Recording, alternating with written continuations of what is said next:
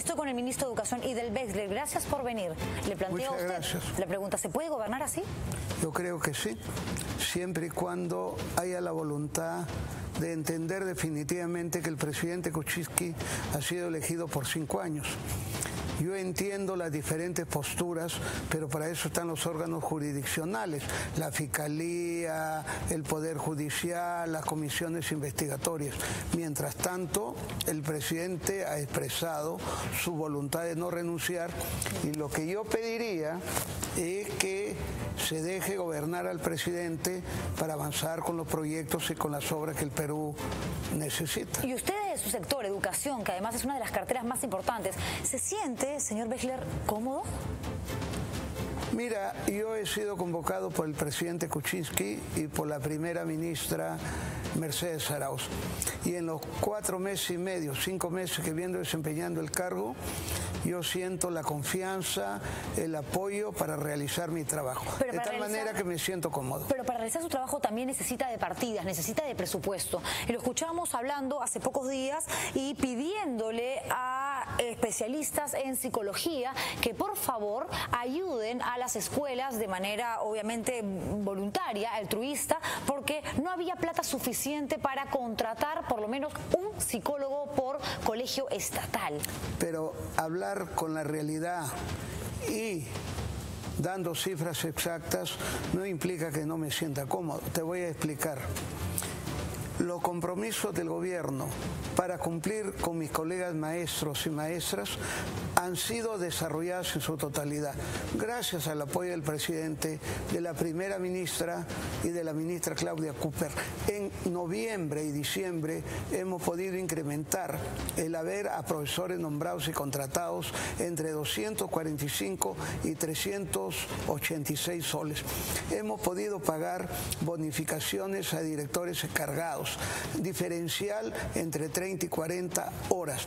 Hemos podido pagar recuperación de clases, hemos podido iniciar el pago ya de la deuda social y al final del año, en una apertura que yo sentía que habían actores educativos que había que atender su mejora salarial, el presidente, la primera ministra y la ministra de Economía, junto con la Comisión de Presupuesto del Congreso, pudimos hacer algunos cambios. Por ejemplo, 30 millones para capacitación de maestros. Por ejemplo, 40 millones para implementar el área de tutoría y orientación educativa, que es tan importante para las conductas de riesgo, para la prevención del bullying y para prevenir también la violencia en general. Pero ahí, perdón que me interrumpa, pero allí justamente en ese punto se necesita sí o sí de especialistas en psicología y eso no está dentro del presupuesto. Bueno, yo he encontrado un presupuesto hecho. Ah, ya. Okay. Claro. No, claro, el que tenía, evidentemente, claro, ese es el que usted heredó. De acuerdo, de acuerdo. He podido hacer algunos ajustes gracias al apoyo de la ministra de Economía y, por ejemplo, te digo, hay monitoras de educación inicial que no son maestras y que trabajan con niños. Se está haciendo un esfuerzo de aumentarles a cada una, tanto en el ámbito urbano como rural, 160 soles. Los auxiliares de educación que trabajan fundamentalmente en inicial y secundaria van a recibir un incremento en marzo, así como los maestros de los institutos pedagógicos. Sí, está perfecto hablar de un aumento a la remuneración, al sueldo de un profesor. Yo creo que ni siquiera se podría decir esto es lo máximo que merecen. No, un buen profesor siempre merece lo mejor. En eso estamos de acuerdo. Contigo. Pero los alumnos necesitan también infraestructura y estamos a portas de iniciar el año escolar y estamos viendo colegios estatales que se caen a pedazos, incluso los famosos colegios emblemáticos. Entonces, ¿de qué me sirve a mí tener un profesor que esté bien pagado, un profesor que esté capacitado, si llego a la escuela y no hay focos, si las paredes se las llevaron porque el colegio tiene una deuda con el proveedor y si tengo que compartir una carpeta de 50 centímetros de ancho con 3 compañeros? Entonces... Ya, pero esta es una brecha que viene del gobierno de Odría, donde la población escolar creció, se hicieron doble turnos y no ha habido una política de infraestructura sostenida en el tiempo. Un esfuerzo grande hubo el año 50 en Odría, después en el gobierno de Fujimori con los colegios del Banco Mundial. Con los colegios naranjas que duraban un día. Bueno, pero hubo un esfuerzo. Y el mayor esfuerzo fue el de los colegios emblemáticos, donde lamentablemente en el gobierno de Humala, en la primera parte, se dejó sin efectos.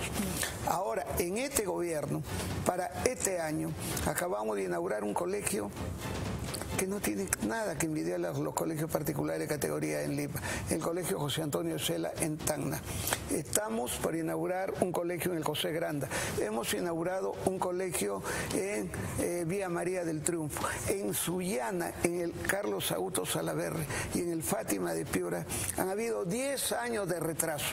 Yo cuando era viceministro, Juliana, yo fui a la primera piedra y no es posible que después de 10 años, entonces vamos a concluir. No, de acuerdo, pero... El Fátima en un mes y el Carlos Augusto Salaverry al final. Y lo felicito por ello. Sin embargo, cuando uno habla de el sector educación, es un tema tan complejo, donde efectivamente hay tantas falencias y de tanto tiempo y tantas necesidades y tantos requerimientos que obviamente uno espera que si va a haber una mejora se lleve a cabo pues de manera no general, porque tendríamos que ser un país multimillonario, pero sí encontrando las prioridades en función a las necesidades o requerimientos del alumno. Hoy en día, algo que le preocupa al padre de familia cuando manda a su hijo a un colegio, en este caso público, es si se lo llevan a la hora de salida alguien que yo no conozco y luego lo violan y lo matan, como ha pasado con Jimena, y si mi hijo es víctima de bullying y aquí no hay un psicólogo, no hay un aparato pedagógico, un sistema donde yo pueda ir a pedir información sobre cómo está mi hijo, cómo se está comportando, ¿de qué sirve entonces tener grandes colegios en infraestructura y también profesores bien pagados? En educación sexual, ¿cómo van a hacer para que la currícula o el currículo, como quiera llamarlo, pues tenga verdaderamente como un principio fundamental enseñarle a los chicos qué es un condón, qué es una vagina, qué es un abuso sexual, qué es lo que una tercera persona puede o no tocar, sobre todo cuando hay enormes grupos que tienen mucho poder político, religioso, como con mis hijos no te metas? ¿Cómo manejar eso? Juliana, yo te agradezco por la pregunta.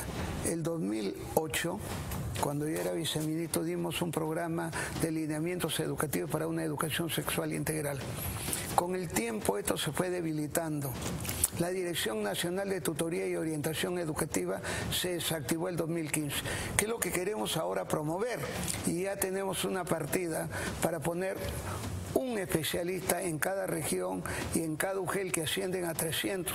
Pero no solamente eso, casualmente anuncio que mañana en el colegio San Marcos de San Juan del Lurigancho vamos a presentar las brigadas escolares junto con el ministro del Interior y la viceministra del Ministerio de la Mujer, para que hayan grupos de policías, padres de familia, que al ingreso y a la salida ayuden a los niños a que personas malas, personas que a veces van y engañan a los chicos, los puedan proteger.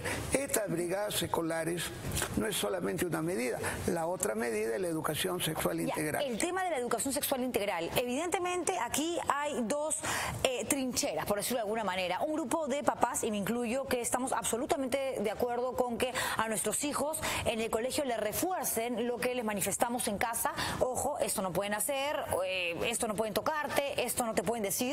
Y hay otro grupo mucho más conservador que incluso la palabra identidad le daba pánico. Y en ese grupo también estaba usted cuando era ministro, que solicitó sacar esta palabra identidad de género por temor a que una criatura se pueda confundir y quizás volverse homosexual. ¿Usted sigue pensando igual? Una cosa, Juliana, es la educación sexual integral y otra es la equidad o igualdad de género. Yo siempre, desde el año 2004, antes de ser ministro y ahora que soy ministro, digo que la equidad de género se mantendrá en el currículo, entendido como igualdad de derechos y oportunidades para varones y mujeres. Uno, en la educación sexual integral. Yo vengo hablando de este tema hace un mes y vengo hablándolo desde el 2008. Lo que yo como educador y ahora como ministro planteo es que la educación sexual integral debe tener un ámbito biológico reproductivo para tratar estos temas que tú has mencionado, un ámbito socioemocional que tiene que ver con la identificación de su corporeidad, con la identificación de su sexualidad, con la atracción, con el enamoramiento, con el respeto de la pareja, etcétera, etcétera, pero también una ético-moral que tiene que ver con eso sí, definitivamente, que corresponda a cada familia. De acuerdo, y además ese es el planteamiento del ministerio y ese es el que va a continuar. Okay, pero, lo vengo diciendo hace un mes. Pero no, dentro de este proceso que me cuenta usted, que lleva un mes, no ha sentido, o más, ok, no importa, pero no ha sentido cierta presión de los grupos conservadores? No. ¿De verdad? No. ¿De verdad? De verdad. No le creo mucho. Yo me he reunido, el viceministro se ha reunido con ellos y me he reunido también con otros sectores que tienen una posición. Es más, hay algunas representantes feministas con las cuales me voy a reunir pronto. Yo soy ministro de Estado, independiente de las posiciones, lo que tenemos que buscar son los consensos y creo que todos los sectores están de acuerdo que debe haber una educación sexual integral. Y por ejemplo, en el caso de la violencia contra los niños, nosotros tenemos que enseñar a nuestros niños y jóvenes que aprendan a identificar, a valorar, a conocer su sexualidad, a querer su cuerpo, a valorarlo y a cuidarlo. Porque una persona que crece hasta adulta y quiere su cuerpo, lo valora, también va a cuidar y va a valorar. Eso tiene que estar establecido en la currícula escolar, para que sea un punto que no deje escapar ni un solo profesor ni un solo maestro. En los lineamientos, por supuesto. Y yo te garantizo que en los ajustes del currículo también va a estar muy claro. Hablando de ajustar, el tiempo me gana, pero no quiero terminar el programa sin antes preguntarle por este caso de este matemático enfermo de tuberculosis que está en un hospital. Ayer se presentó una nota en el programa Punto Final y muchas personas dijeron qué pasa con el Ministerio de Salud, qué pasa con el Ministerio de Educación, que no apoyan a esta persona. Mira, el viernes, en cuanto me llamó la productora del programa Punto Final, yo llamé al ministro de Salud, el doctor Abel Salinas, y le pedí le pedí que por favor disponga una atención especial para el señor. Inmediatamente el ministro envió a especialistas para que se le atendiera de la manera más especializada posible. ¿Y así ha sido. Está mejor, me ha dicho hoy el ministro de Salud.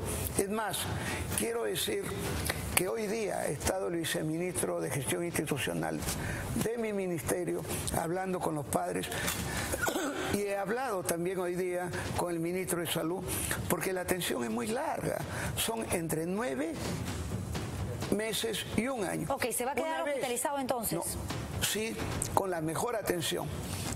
Sin embargo, una vez que esto pase, nosotros nos vamos a preocupar y ya estamos estudiando alternativas para ayudarlo en su desarrollo profesional. Bueno, y es una buena noticia, definitivamente, una grata noticia. Y cuando habla de 8 o 9 meses hacia adelante, quiere decir que usted se proyecta para rato todavía en este gabinete, cosa que me parece positivo, ¿no? Yo soy optimista, yo soy una persona que miro hacia adelante, yo sé de las dificultades, pero con el apoyo tuyo, de todos los comunicadores. No, apoyo tampoco.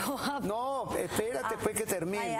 Con el apoyo tuyo, de los comunicadores, de los alcaldes, de los padres de familia y de los profesores, estoy seguro que juntos vamos a trabajar para que este año escolar sea muy bueno. Ojalá, por los niños y adolescentes de este país. Muchísimas gracias, ministro, a ti, Juliana, por haber estado. Muchísimas gracias.